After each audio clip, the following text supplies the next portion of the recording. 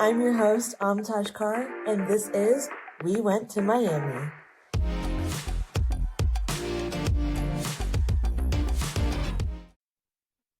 Hello, friends. Welcome to your favorite podcast on the Red Brick Road. We went to Miami. Today I have a Miami powerhouse. Some could say the Miami Batman. I call her Donna. And today, at the end of this episode, you will too. Donna is a 83 Miami grad of her bachelor's, master's in 96. Am I right, Donna? You got it. Let's go. But more fascinatingly enough, if you've read or if you've had the pleasure of reading the Miamian the past 35 years, do you know who's behind it? Donna. Super excited to talk today. Donna, how do you feel being on We Went to Miami? I think this is fun. I'm looking forward to it. I usually ask the questions, so I'm not sure how I feel about being the person who gives the answers, but let's go for it. Selfishly, I'm really excited because I feel like usually you are the one kind of behind, but let's give our audience a bit more context on you. Okay. So walk us through 1983. You graduated from Miami. What was your bachelor's in? Mass communication. I took all the journalism classes, and that was in the English department, but my degree was in mass comm. And then I worked for the morning paper in Columbus. That was the era where you had a morning paper and an afternoon paper. Those were good times. And it was the Citizen Journal, CJ. And then after a couple of years, I came back to Miami in 1985. Okay. I was assistant director of the news bureau. Cool. Okay. And that no longer exists, but we'll get back to that. Right. How'd you end up at Miami? Originally? Yes. I grew up in Kettering, the youngest of four. And my siblings all thought that I shouldn't be too close to home. I needed to take a break, not be so close to my mom. So I was far enough away, but not too far. Of course, like most people, if not everybody, I came to campus and it was beautiful. Yeah. I also liked the fact that I would get more individual attention, and I could also work at the Miami Student as a freshman, whereas if I went to a big journalism school, I thought I might just disappear. Not be able to get that. That makes sense. Did your siblings also go to schools nearby or not really? Yeah, pretty much. Pretty much. They all went to small private schools. So Miami was significantly bigger than any school that they went to. Awesome. And you went to mass comms. Did you always know that that was going to be your path, or did it kind of come to you? How did that come about? Oh, yeah. I love to write. I was working on newspapers when I was in junior high and high school. Oh, that's awesome. And, of course, I thought I would eventually work at the New York Times and win a Pulitzer. And I didn't go that path, but it's good to have dreams. You've won a case, though, which... Yeah, I won actually 2 national awards at case. No way. That's wonderful. Yeah. Okay, we have to get back to that, too. And there's something else we have to get back to. But hold on, right. I got to piece your story down. So you always knew you were going to be writing. Mass comms was the way to go. Did you end up being a part of the Miami Student your freshman year? You bet. Did you do it all four? I remember the first person I talked to. I was too nervous to go to see him. And I don't remember the story, but it was first semester. And I called Don Diker, English professor, longtime English professor. And he still lives in Oxford. That's awesome. And I remember I called him. I was at the Miami Student office. Then it was in the Shriver Center, which wasn't called the Shriver Center. Then it was the University Center. I called him. And if you've never met Don Diker, he's very boisterous and energetic. And Don Diker here. And I about dropped the phone. I was so nervous.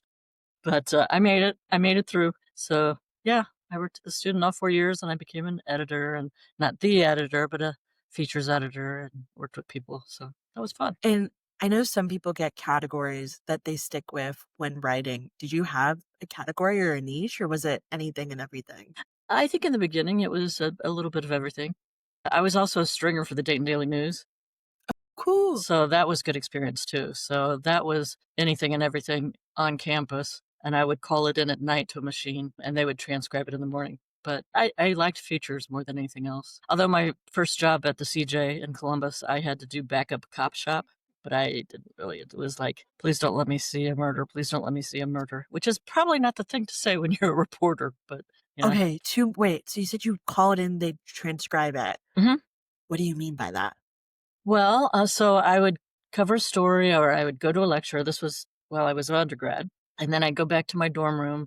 I would sit out in the hall so I wouldn't bug my roommate. And I would call a machine at the Dayton Daily News. And so I might say, you had to put in all the punctuation. So I would say, first paragraph, the dog ran down the street, capital T for the, period at the end of street, new paragraph, quotation mark, the dog said, comma, single quotation mark, hi, guy. I don't know. Obviously, I made That's wild. so then you would give all the punctuation, you would spell proper names, and they would, in the morning, come in and transcribe it. And, one time I had laryngitis and the machine kept hanging up on me, so that was hard. No.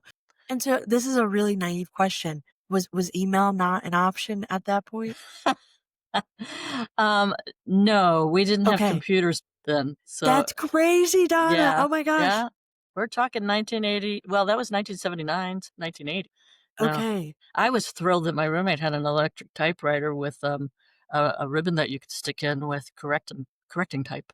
I It was think like a tape that you could put in and you could anyway, I know. there are gonna be 2 distinct listeners, and it's gonna be like your generation, Donna, and my generation being like, "What?"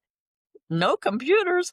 So were you writing them on, like, a typewriter or, like, Yes. by hand, and then you No, were having to, typewriter. like okay, and then you'd have to, like, phone it in, but you'd have to essentially spell that's a lot of time. It was a good experience, yeah, Yeah, yeah. that's incredible. So were you doing the same for the Miami student, or was that different? Oh, well, in Miami student, I was in the office, so I could type it Okay, up. So, we might that have even makes sense. had electric typewriters then. I don't think we had computers. I want to say the first computers I remember at Miami were around 1985, 86 when, President Pearson got his computers. The brand name was Wang, W-A-N-G, and, we thought at the time it was cutting edge. It was a glorified electric typewriter, but you have to The start fact that somewhere. you can remember, though, like, when the first computer came to Miami's campus is, like, so cool. We thought it was kind of a funny name, but I don't think they It stayed long is. 'cause it upgraded pretty quickly after that, so That's really cool. And then you also mentioned cop shop. What is mhm. that, and what does that mean? Oh, that was when I was at the Citizen Journal. So I Okay. was general assignment, and I was also backup cop shop. So if something happened with the police, like there was a shooting or there was a fire or because I was, second shift, then I would be the person who would have to go out and cover it. And my very first day at the Citizen Journal, gosh, I was 23, I had to go into South Columbus, and there had been a shooting, and, I had to go see what happened. And what did that look like? Were you asking people around? Were you talking to police officers? Like, in my head, you're like the news anchor, but I know you're not the news anchor.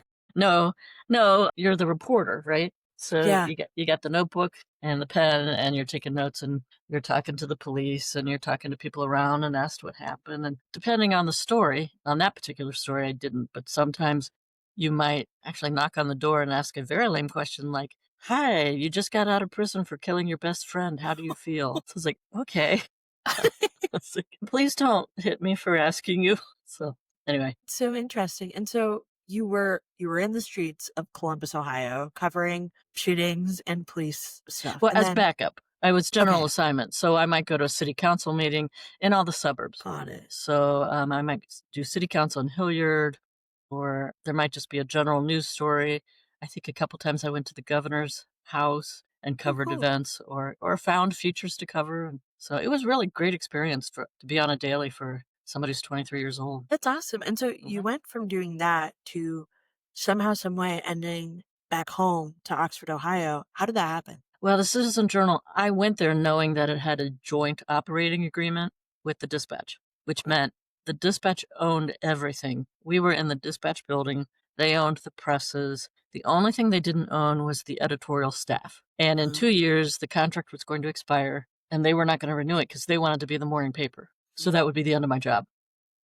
So you went And in knowing there was an end. yes, Okay. yes, but it was such a good experience, and Yeah. that, 83 was a difficult time for hires, their jobs just weren't there because the Dayton paper would have hired me, but it was really a hard economic Mm. times. So anyway, there was a job at, Miami University, and I interviewed, and I still remember my boss, who became my boss of 23 years, Richard Little, he called me at the CJ to tell me I got the job, and my question was, "Why did you hire me?" And he did not expect that question. Probably not the question you should ask. And what was the answer? Well, I don't even remember. I assume I'd like to think it was because I was qualified, he thought I'd do Yeah. a good job. I was ready for a really compelling answer of like you being this crazy storyteller, which you obviously are, and your career speaks for it. And so, you go from accepting this job, moving back to Oxford, and you've now been working for Miami 40 years now. Yeah, I'm in my 41st year. Yeah. That's crazy. It is Congratulations. crazy. It is crazy. What's kept you that long? Oh, I love it here. It's a Yeah. terrific job. All the people I meet, all the stories I get to write. what's not to love? It's a beautiful campus. Yeah, I wouldn't go anywhere else. I'd be I foolish love to. that. And so from your job, I know you mentioned that it started off in a place or area of the university that transformed to no longer exist as it was Mhm. when you first started. Tell me a little bit more about that. We were the news bureau, so it was very small, and we dealt with the media. So we pitched stories to them. We answered questions if things happened, if it was a crisis or famous people on campus, or anything like that. Or a professor had an interesting research project, then we would contact the media and hoping that they would cover it. We were in the same office as publications, and so everything was print then. So everything that was to attract students, to show off the campus, beautiful photography, all the course listing and all that. It was all print. So that was News Bureau publication, which eventually evolved into university communications and marketing over many years. I know when we moved into a different building, actually the building I'm in now, which is glass, we had one person who was the web person because web was new, right? Yeah. So, well, you wouldn't know that, but web was new. I've heard. So we had one person doing it, and nobody knew if it would take off or what would happen or anything. So, That's interesting. by the And way, it did take off. rest Yeah. assured. And so you started off, pitching these stories to external media, Mhm. and you've ended up being the editor for the Miamian, which is Miami alumni's print. And is it Miami alum or is it Miami Broadly, actually? The audience is primarily alums, Okay. but That's what I thought, but I wanted to w correct myself. we can certainly, faculty and staff are welcome to read it. So, But you ended up being the editor of the kind of alumni magazine that goes out to hundreds and thousands of people every year or like every season. I don't know how many times you send them out. right now it goes out twice a year. Yeah. Uh, How did as that as it gets occur? more and more expensive, we've had to cut down how many That makes times it sense. goes out, but right now it goes out to about 130,000 people twice a year. Sheesh. Yeah, at one And point it was going out to 186,000, but, there in printing, there are 3 Ps: paper, printing, postage, and those are your huge expenses, so that makes very sense. expensive. And so how did you start and how did you keep going? I was actually doing a very small publication once a year called Inquiry, and it was showcasing research at Miami. Okay. And they asked me if I would take over Miamian, and I Nice. did. And I learned on the job. I remember there was one time when I was explaining what I do, and I was really new, and somebody asked about the grid, and I didn't know what the grid was. So I was kind of making it up as I went along. And later on, when I learned what a grid was, my answer wasn't even close. They knew I was faking it. No. But I was so naive, I didn't know they knew I was faking it. So, And honestly, that's probably what I assume propelled a really long career for you, though, is just like figuring out on the go and oh yeah, trusting it'll and get you where you need to go. it's fun. It really is fun trying to figure out how to put it together and all the different stories and the composition. It's it's fun. And so of all these past 35 years, I mean, I feel like I'm like not allowed to ask you this, but I'm going to ask, do you have Well, I like a don't have to favorite answer. story? That's true. You have the right to remain silent, but do you have a favorite story? I don't. There are a lot of favorite stories, so it'd Okay. be hard to pick one. But there is one that sticks with me. I really like the tug at the heartstrings story. That's my Yeah. favorite kind. And I remember there was a couple who met at Miami. Actually, she was a Western student, Oh, and he cool. was a Miami student in the 1930s. And they dated for 3 years, and they were going to get married. They didn't have money for a ring, so they swapped watches. And he was going to go to med school, which he did. And they actually were going to get married like one afternoon, and then she thought maybe they should wait, and so they didn't get married. And so they didn't get married at all. At that point, he married. So how did it work? She married another Miami student who became a Presbyterian minister, and he married that man's former girlfriend. So, yeah, I don't know how that worked, but anyway, they both had very long marriages, and they had kids, and they were very happy. They didn't see each other, and then her husband and his wife died of cancer. Oh my gosh. They had moved to Florida. They'd been in Springfield. He'd been a doctor, and she had moved to Arizona. And this was 60 years after they originally dated. And she was on a cruise, and she heard that so and so had won a door prize. His name was Ed Ash. Her name was Mary Lou, I think. No, Mary Louise. Mary Lois. There we go. And she thought, "Oh, that can't be the same Ed Ash. It just can't be. And what are the odds, right?" Yeah. And it was.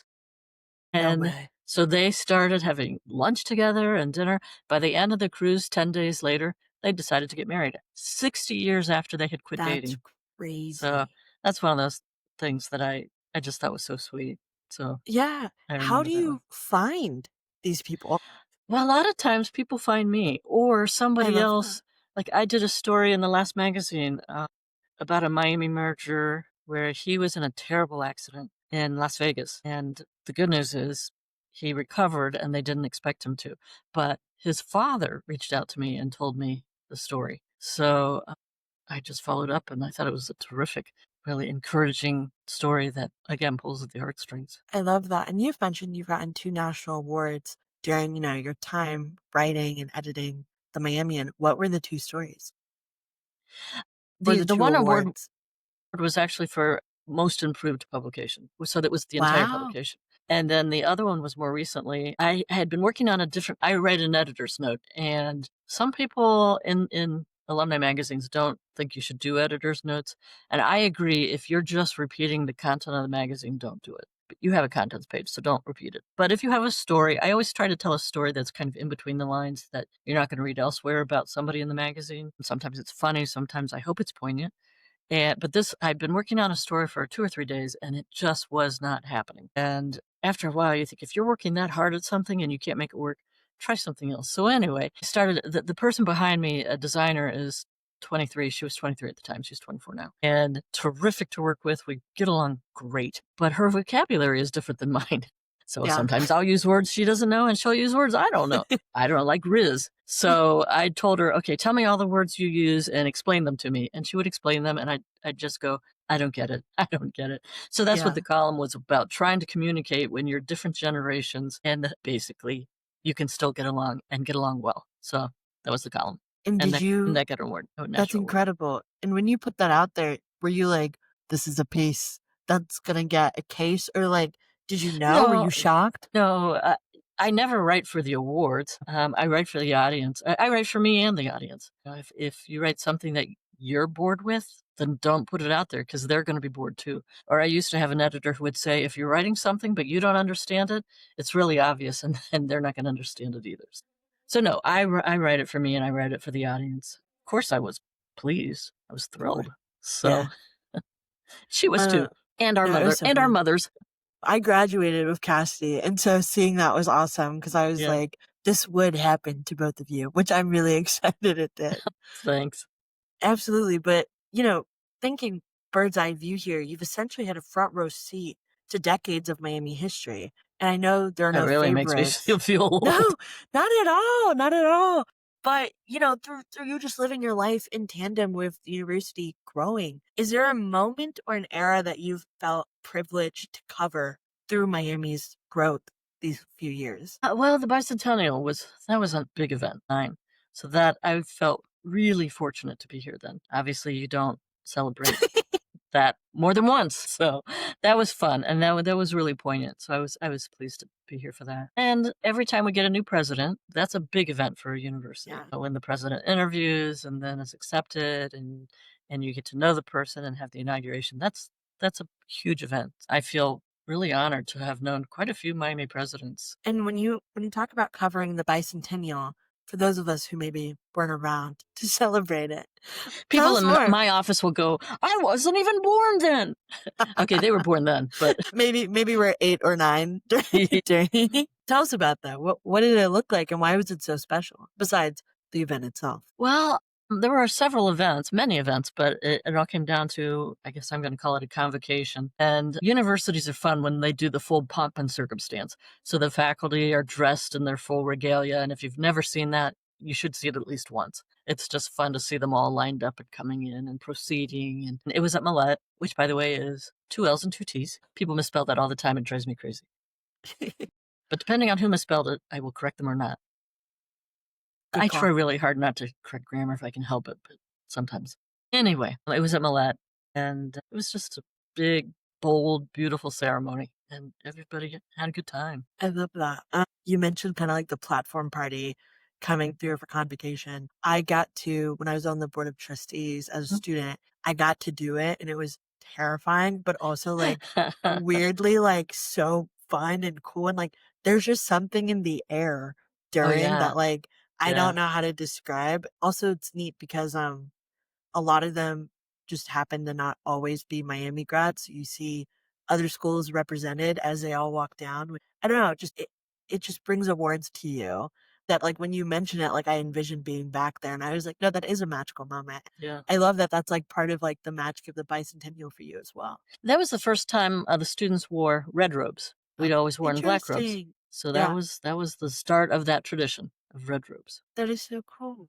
Kind of looking at your journey with print, and you mentioned too, like the amount that we've sent out the publication as universities reduced just due to like how expensive things are. You've mentioned Mhm. 3Ps. How do you see that shifting as we like go more and more into this digital era? Do you think print will live on? Like, what's your take? It might. I would say right around the bicentennial, 2008, 2009, a lot of schools thought the solution would be get rid of print totally and go totally online. And they did, and it didn't work. I do have some people who prefer to be online only, and that's fine. I don't send them the print magazine. I'm good with that. But I find that most people still prefer, now, of course, I get all my news online, but that's a different type of, that's an immediacy that you want day to day. Whereas Yeah. an alumni magazine is a totally different animal, different stories. My philosophy is we exist for class notes and obituaries. So people always say to me, guess what I read first? Well, I know it's class notes and obituaries. I have a terrible joke that it's not really funny, but I say it all the time anyway, where I say, yeah, I go to obituaries, and if I don't see myself in there, I go back and read the rest of the magazine. It's not, I just keep saying it.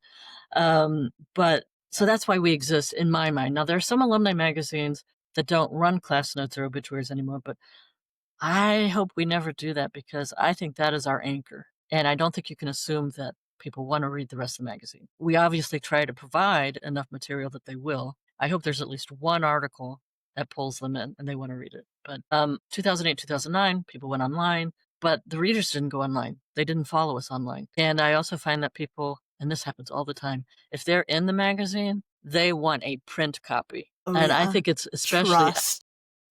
I think it's fun and charming that a faculty member, for example, they might be 40, 50 years old, and they still want to send a copy to their mom or dad. And I also it makes me feel like, okay, I got it right because they're proud of it and they want to send it on to them. So sending them online to look at it it's just not the same thing. You would be thrilled to know, Donna, the issue of the Miamian I got to be featured in is actually my coffee table book upstairs.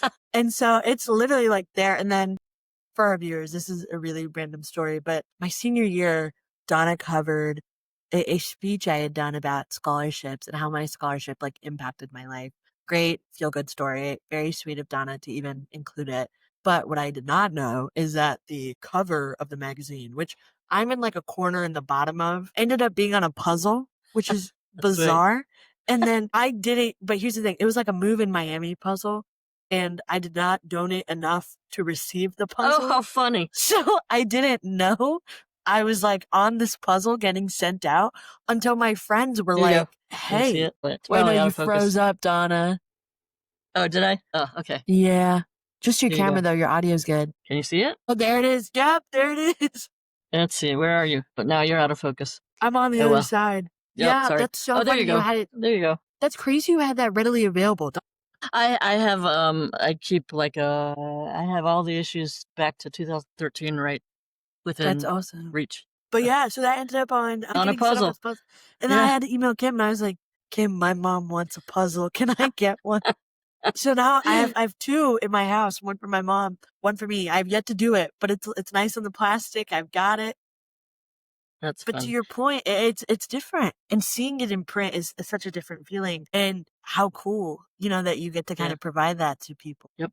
When I get the proofs for the magazine, it's never going to look any better than it does on proofs because that's a special paper. And so it's a very quick turnaround. My printer's in Vermont, my designer's in Massachusetts. So the printer sends it to me. I have 1 hour to look at it, get it overnighted to my designer. She has a couple hours to look at it and she sends it back to Vermont. But just to see the magazine on that very special paper, because the ink doesn't soak into the paper or anything, it just everything just pops, and it's fun to see it. That is so cool. And so, of all the stories, of all the editions of the Miamian you've put out, do alumni ever reach out to you after reading? Like, what does that look like Yeah, once you put it out there? for the most part, they reach out to the person who was the subject of the story. So unless the subject gets back to me and says, "I've heard from all these people," and they typically do hear from a lot of people, which makes me feel good.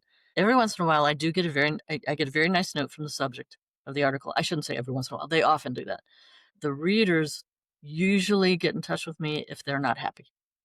Yeah, Or if I've done something they think it's a mistake or they don't like the tone of it, then I will hear from them.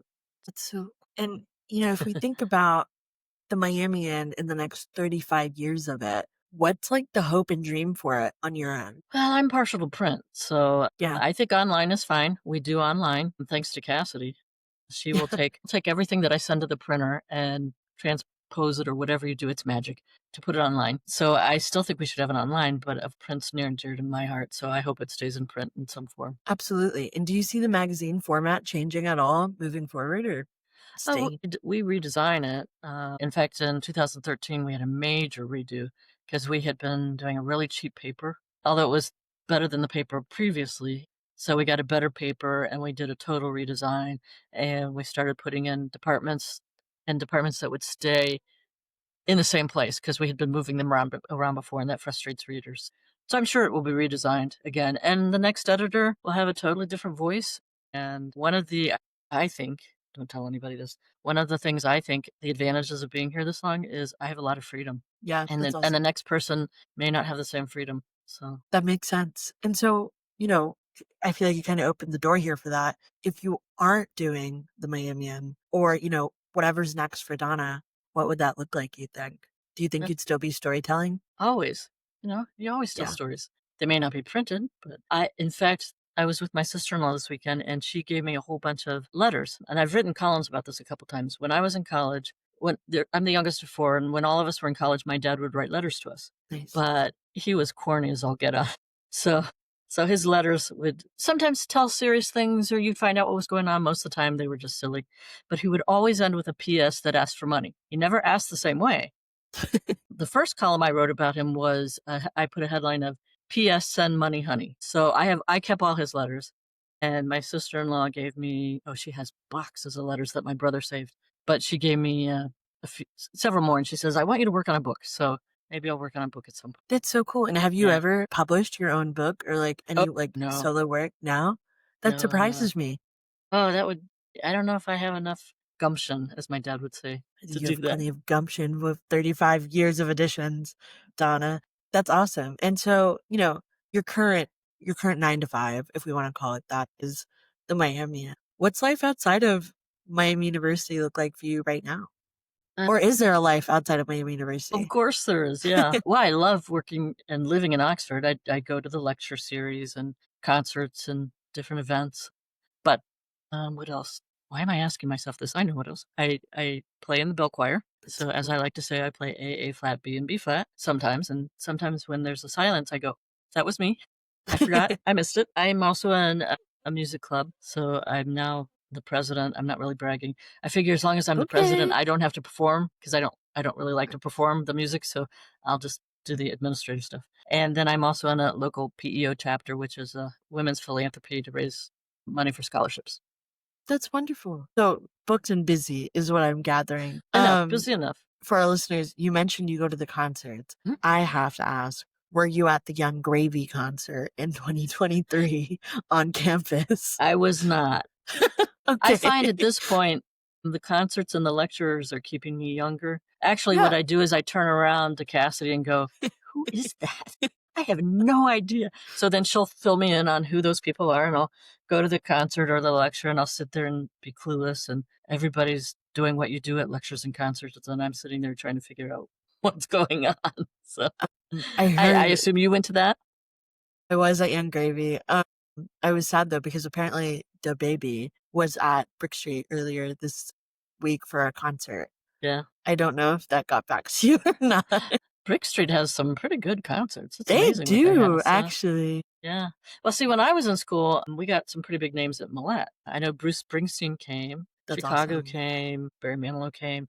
I can't begin to name it. We had big names come to Millette, so that was I'm fun. hoping we enter that era again personally Yeah, at Miami, selfishly. yeah.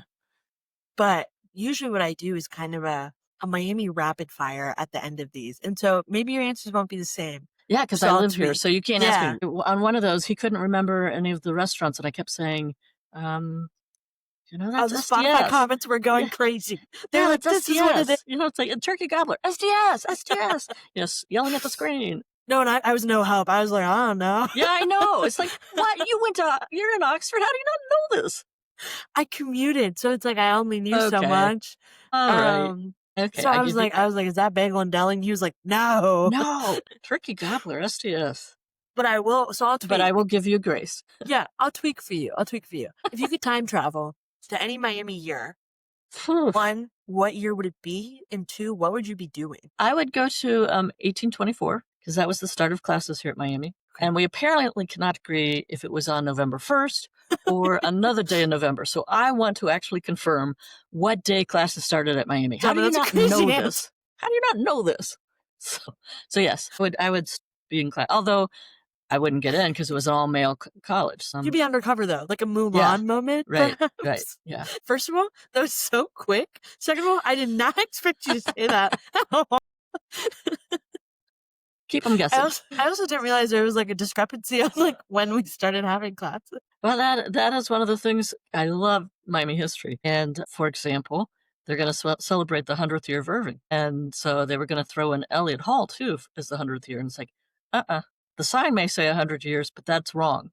The date is incorrect. Whoa. So I felt really powerful because I finally got them to say maybe it's not that old, and so they're not going to celebrate the 100th anniversary of. I'm sorry, Take that, Elliott that would Hall. have been 200 years. I apologize. Okay. Irvin is 100 years. Elliott would have been 200 years. Okay. Take that. No 200 for you. I know. Donna's on it. That's awesome. Okay. And so I know you mentioned the Miami student was really big for you. Mm-hmm. You've mentioned your degree. Was there a class that you took that you'd retake as an adult just to experience it again? I say adult as if you weren't an adult in college, but you know what I mean. Oh, I know what you mean. Actually, when I worked on my master's, I took an editing class with a professor who had been a professor when I was an undergrad. And but I was so nervous because that's what I do for a living. And I was afraid I would fail because that's my philosophy on all tests. I'm going to fail. I'm going to fail. Doesn't matter that I got an A last time. I'm going to fail this time. And I was so nervous about doing well since that's what I do for a living that when I went to write my name with the pencil, I broke the pencil. So that delayed my start because I had to get another pencil. And I was the last person to leave the class because I just had to get them right. Yeah, it was okay. I did. So maybe not editing again, although I enjoy editing. I enjoy talking about writing, which a lot of people don't. So when I find somebody who wants to talk about it, I just have a blast. I enjoyed classes with Bob Vogel. He was a professor here for a long time. He's the second, you were the second person to mention him on this podcast, which is crazy. Yeah, he was crazy. Endearingly so. He was very funny. He was an odd, well, not odd, maybe. He was very funny and very strict. So he's still around. He sent me a note after the last magazine came out. But that's so awesome. He and his wife were very sweet. Very sweet. That's wonderful. And is there a Miami connection or friendship or relationship that you want to shout out to, or anything that you're like, you know what, when I look back at my time in Miami, I'm so grateful it led me to insert person, insert friendship. Just a moment of appreciation. So many. Yeah. Especially now that I have met so many people in the years since. Well, my freshman roommate, I had two. We lived in Sims, which was a very tiny room for 3 people. But she and her husband just had their first granddaughter. Congratulations, Chris and Lee. Congratulations, Chris and Yeah. Lee. That's awesome. I also love that you're still in touch with your freshman year roommates. Yep. The other one was Julie, although later on she called herself Julia. But I have a bad habit of still calling her Julie. So I don't think she minds. I'll speak for her. I don't think she does.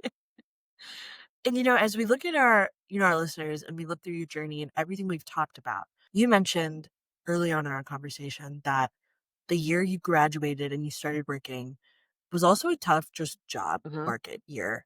And I think I have noticed, especially with my generation, it is a really tough job market year. A lot of layoffs, a lot of Gen Z getting laid off for the first time in their lives. Some of my friends, multiple in the past 2 years. One, how'd you survive it? Obviously, you got employment, but more so just the skill set that lets you navigate an uncertain time? And if you could go back, what advice would you give yourself at that point? I think I would tell myself to calm down, which is hard to do when that's your personality. But I remember that summer after I graduated, I was just frantic to try to get my first job. And I was living with my parents. And I remember my mom saying, "We're not going to throw you out of the house. It's okay. Don't be so tense about trying to get a job," which I graduated in May and I had a job by July. So I guess I would tell myself, for everything, settle down. But, you are who you are. So, um, you have my condolences to your friends who've been laid off because that is really hard to go through and difficult to watch your friends going through it. It's painful. I appreciate that, and I feel like a lot of people are gonna feel really seen with it too, just because I feel like I'm going on LinkedIn and every day it's someone new and, it can be That's you at hard. any moment in time. And so, not to say you have a secret sauce, but to say you have a secret sauce, you've had a wonderful career. Any tips I for have been people fortunate. early? I have been fortunate. Any tips, Any tricks? tips? Well, of course, I tell people when the boss is coming down the hall, get under your desk and hide, but that's probably not. Or don't make eye contact. Good But I've call. had but I've had good bosses, so I'm not being serious about that. I guess I wouldn't call them tricks, but just gosh, this sounds corny, but just because it's corny doesn't mean it's true. Just the passion for your job and Yeah. work hard at it, but work at it because you love it. And if you don't love it, everybody says this, but maybe look for another job. Yeah, that's 'Cause it real. should be more than just, as you said, 9 to 5, although I actually don't do those hours, but, you should enjoy it. Enjoy talking to the people and doing the stories and learning things, and even about quantum computing, which is so over my head, but you gotta write about it, so you gotta learn it. I love that. And would you say almost your mindset of being an active learner has propelled you like these past 35 years to like adapt with the changes, whether it be changes in print media, the way Yeah. computers no longer being around, etc. Like, do you think Oh, that sure. mindset is really what's like propelled a lot of it? Because you have to stay on top of it. Printing has changed tremendously too, along with technology. Technology changes everything, so yeah. That's incredible. And kind of just to wrap it up almost, one, if someone's interested in getting a story in the Miamian, how does one go about it? Feel like I'd be remiss to not ask you. I probably shouldn't say money under the tables. Obviously not. Everyone No. get Donna a gift card to ST. Oh, yeah, the turkey gobbler. No, I feel free. What I tell everybody the same thing because I want to be fair, which is officially it's called a query letter. But if you don't know what a query letter is, and most people don't, in 1 page or less, explain to me what the story is, what the angle is, who I would talk to, and why your story would resonate with readers over the 400 other people who are pitching their stories. But do give me, don't be shy. Give me information about it. It also could be, as I said, we do two magazines a year. We say in the business it's 48 pages plus cover, which is 52 pages. But we do that because the cover stock is different and it runs on it at a different time on the press than the inside of the magazine. Inside scoop on Insider knowledge. magazine. Yeah. Yeah, there you go. So it could be. There have been stories that I really like, and they don't run for 2, 3, 4 years. Yeah. So Wow. you have to get your mix of content together and be patient. So if you have a story for Donna, get in line, people, is what I've gathered.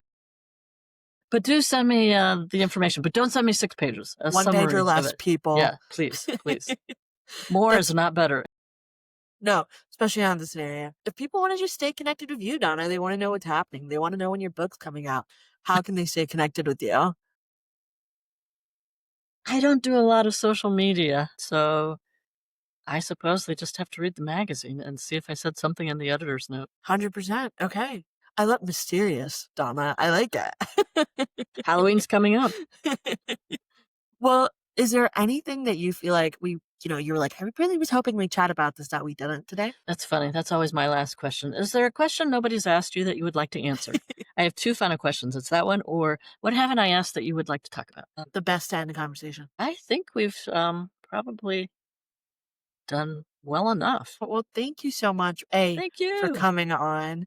Um, you were such an easy person to be like, we need to get Donna on. And I just feel one honored because I feel like the storyteller of Miami often does not get to tell their story. And so I feel very lucky and fortunate that we got to have a conversation today and I got to ask you some questions and we got to switch our roles for a little bit. Yeah. One, thank you for all you do for Miami. I think you're a phenomenal storyteller and like you've taken the Miamian, as the national awards would say, in wonderful directions. And I just, Thank you. yeah, I just hope you get your flowers and I hope this episode kind of reveals the Batman-esque part of your identity at Miami. That's a secret. You're not supposed to say that. But it's been fun. And you've done a really good job. Oh, Thank you. thanks, Donna. Yeah. Well, hey, in the podcast description, we will put an email that you can send out to Donna if you do have a query for her. We'll also link the Miamian so you guys can see past issues and editions. Mhm. And thanks so much for listening. And thank you, Donna, once again for coming on. Absolutely. You're welcome. Thank you. That's a wrap on We Went to Miami. Like what you heard? Share it, sub it, hype it up. Till next time, love and honor.